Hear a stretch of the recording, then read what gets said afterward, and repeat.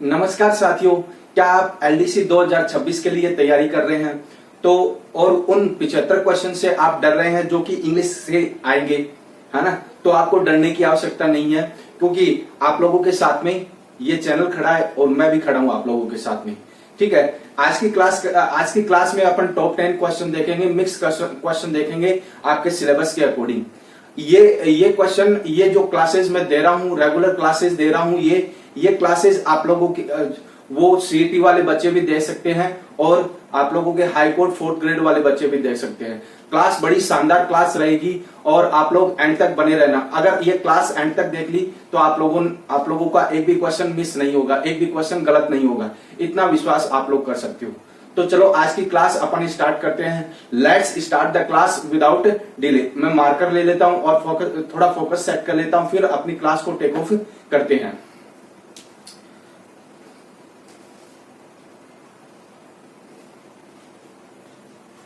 Okay, अब देखना आज की क्लास का जो पहला क्वेश्चन है, वो पहला क्वेश्चन क्या है? पहला क्वेश्चन है वाटर एट 100 डिग्री सेल्सियस। ये है, ये देखो मैं मार्कर ले लेता हूं थोड़ा दूसरा। अब देखना बेटा, ये है ना, ये 10 से रिलेटेड है। किससे रिलेटेड है? 10 से रिलेटेड है। समझ में आ गई चीज? अब देखना ऑप्शन, देखना ए का ऑप्शन है बॉइलिंग और बी का है बॉइल्स और सी का है बॉइल्ड और डी का है इज बॉइल्ड। उत्तर दो मुझे फटाफट।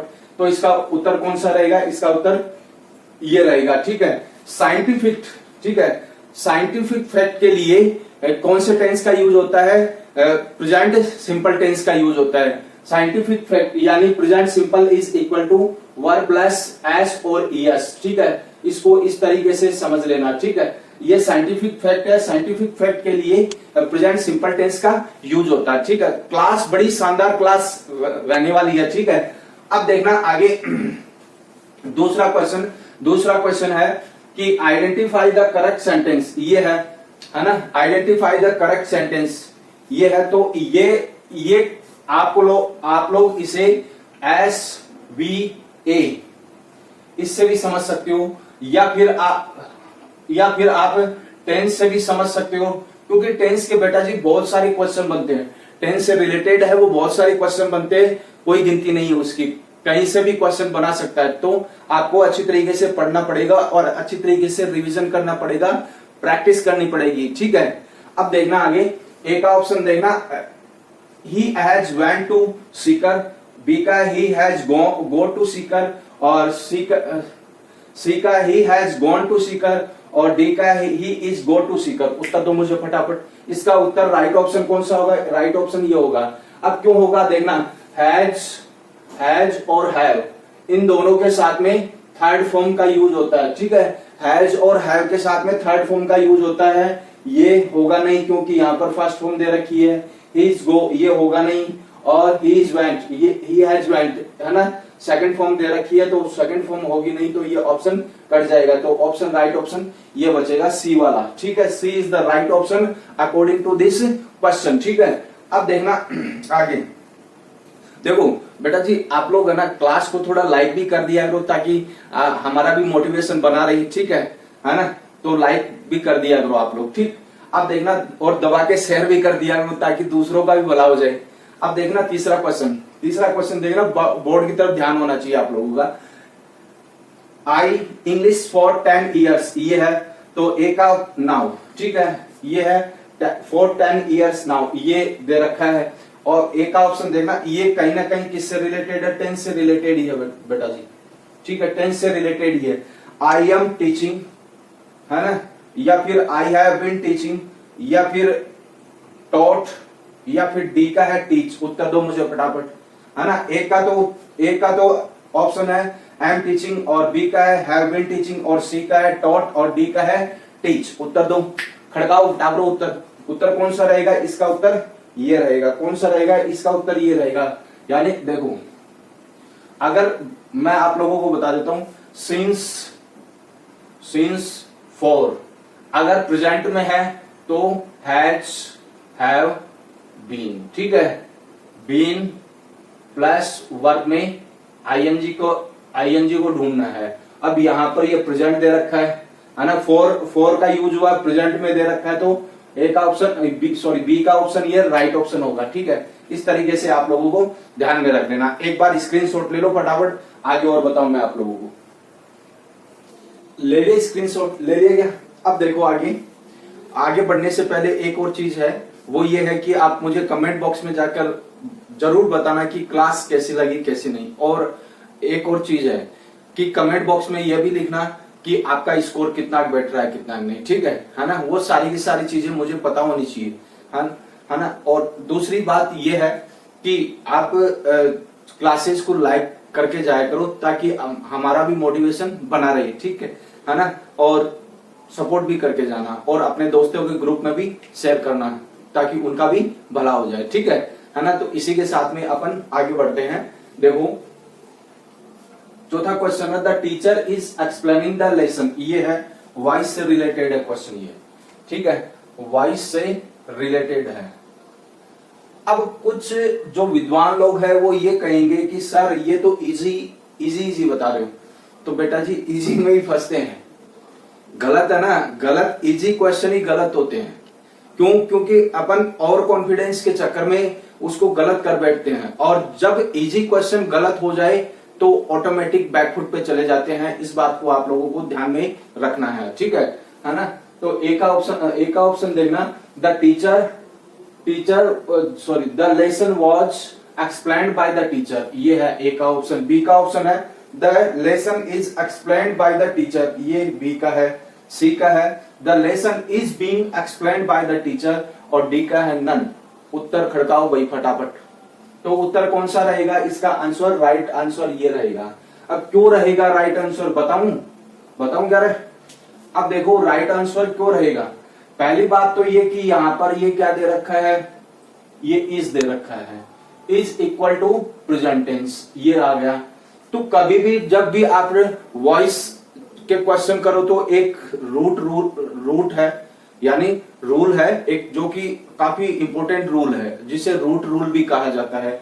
वो ये है कि टेंस कभी भी चेंज नहीं होता है, सेंटेंस का टेंस कभी भी चेंज नहीं होता है डायरेक्ट एक्टिव से पैसिव वॉइस बनाते वक्त। ठीक है, एक सेकंड रुकना।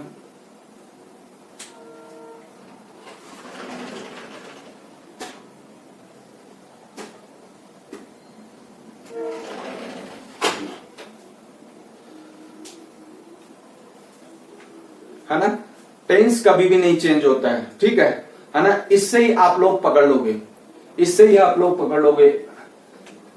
अब देखो वॉज दे रखा है, वॉज पास्ट टेंस है, तो ये ऑप्शन कट गया। ठीक है, यहां पर दो में इज दे रखा है।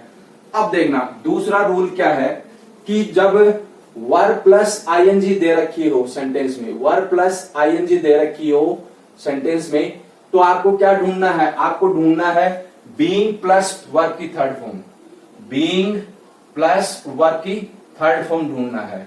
तो बीइंग प्लस वर्ब की थर्ड फॉर्म केवल एक ऑप्शन में है इसमें, और ये ऑप्शन वैसे कट गया। ठीक है, तो इस तरीके से एलिमिनेशन मेथड से आप लोगों को वहां पर करना है, क्योंकि एलिमिनेशन मेथड और रिजेक्शन मेथड ही तुम लोगों को सिलेक्शन तक पहुंचा सकता है। ठीक है ना, क्योंकि माइनस मार्किंग है बच्चा, और माइनस मार्किंग में एलिमिनेशन मेथड सबसे कारगर मेथड होता है। ठीक है, अब देखना 5 का क्वेश्चन है, फिल विथ सुटेबल आर्टिकल, है ना। इसका क्वेश्चन देखना, ही इज ऑनेस्ट एजुकेटर, ये है। तो ए का ऑप्शन देखना, ए का ऑप्शन है ए, ठीक है, बी का ऑप्शन है एन, और सी का है द, और डी का है नो आर्टिकल। उत्तर दो मुझे फटाफट। तो इसका उत्तर कौन सा रहेगा? राइट ऑप्शन कौन सा रहेगा? इसका राइट ऑप्शन एन रहेगा। ठीक है, ऑनेस्ट के साथ में एन का यूज होता है। ठीक है ना, एक सेकंड रुकना।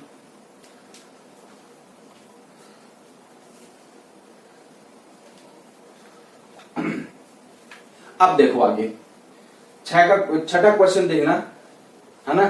क्लास बड़ी शानदार क्लास हो रही है, चल रही है, तो एंड तक बने रहना। ठीक है, एंड तक बने रहना, है ना, और लाइक भी जरूर करते हुए जाना। ठीक है, अब देखना आगे, there is not milk in the jug, ये है।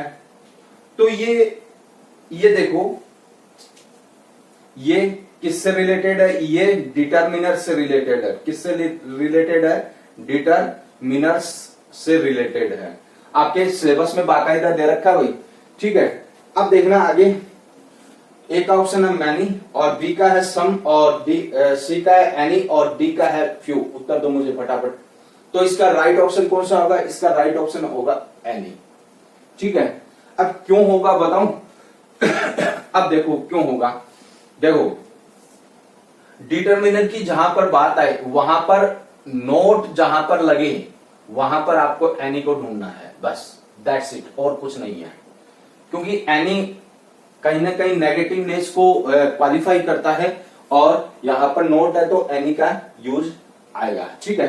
तो इस तरीके से ये 6 क्वेश्चन है। एक बार स्क्रीनशॉट ले लो, आगे और बताऊंगा आप लोगों को। चलिए स्क्रीनशॉट ले लिया गया।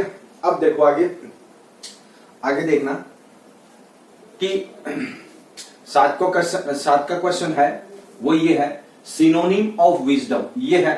तो ये सारे के सारे क्वेश्चन वोकैब से रिलेटेड है ना। और मैं एक बात कह सकता हूं अपने एक्सपीरियंस से कि जिसकी वोकैब अच्छी होगी इस एग्जाम को वही पार करेगा। समझ में आ गई चीज? इंग्लिश के जो क्वेश्चन है 75 क्वेश्चन है वो कम नहीं है।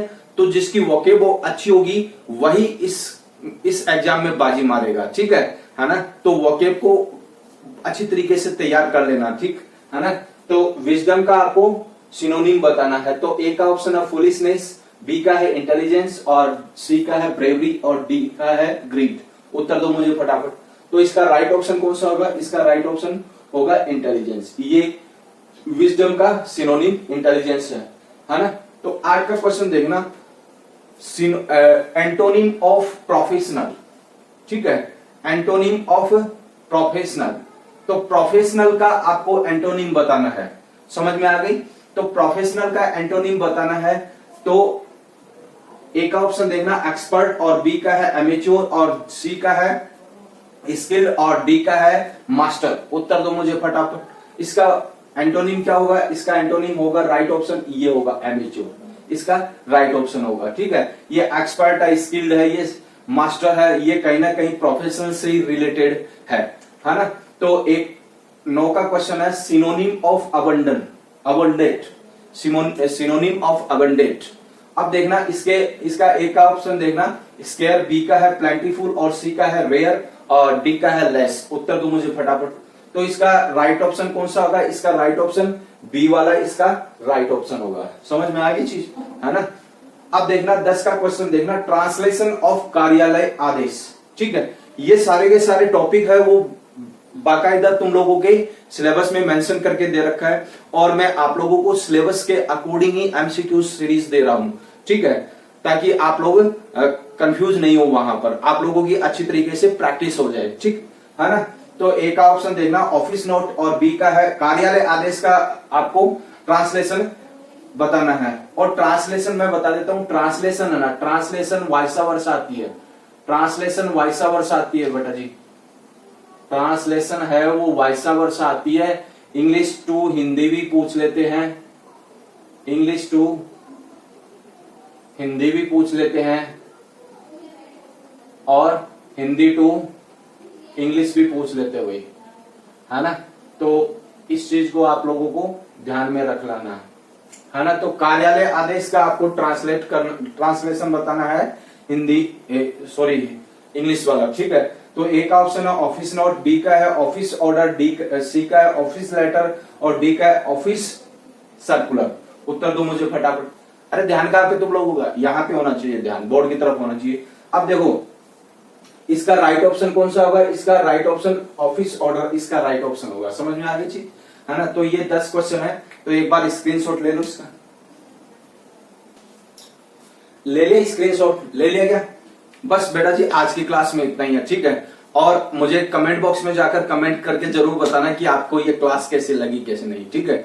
और अगर आप चैनल पे नए हो और चैनल को पहली बार विजिट कर रहे हो तो आप लोग चैनल को जरूर सपोर्ट करके जाना और साथ ही साथ एक लाइक जरूर करते हुए करके जाना और अपने दोस्तों के ग्रुप में भी जाके शेयर किया करो ताकि उनका भी भला हो जाए। भले ही मैं यहाँ पे व्हाइट बोर्ड पे दे रहा हूँ क्लासेस, लेकिन ये क्लासेस ऑथेंटिक है, ठीक है, ऑथेंटिक है ये क्लासेस, ठीक है ना।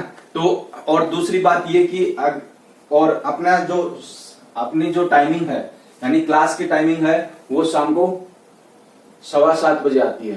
क्लास की टाइमिंग है वो शाम को 7:15 बजे आती है। इस प्राइम टाइम को आप लोगों को ध्यान में रख लेना है, ठीक है। और दूसरी बात ये कि अपनी जो क्लास है वो वीकली, देखो वीक में कितने दिन आती है, एक तो मंडे को और एक वेडनेसडे को और एक फ्राइडे को और एक संडे को। संडे को ये संडे स्पेशल क्लास रहती है, ठीक है। इसमें कुछ मोटिवेशनल सेशन रहता है या फिर कुछ वॉकेब के क्वेश्चन या वॉकेब बताई जाती है, ठीक है। और ये 3 क्लासेज आती है, तो 3 क्लासेज इन दिनों को आप लोगों को ध्यान में रख लेना है, ठीक है। मंडे, वेडनेसडे और फ्राइडे।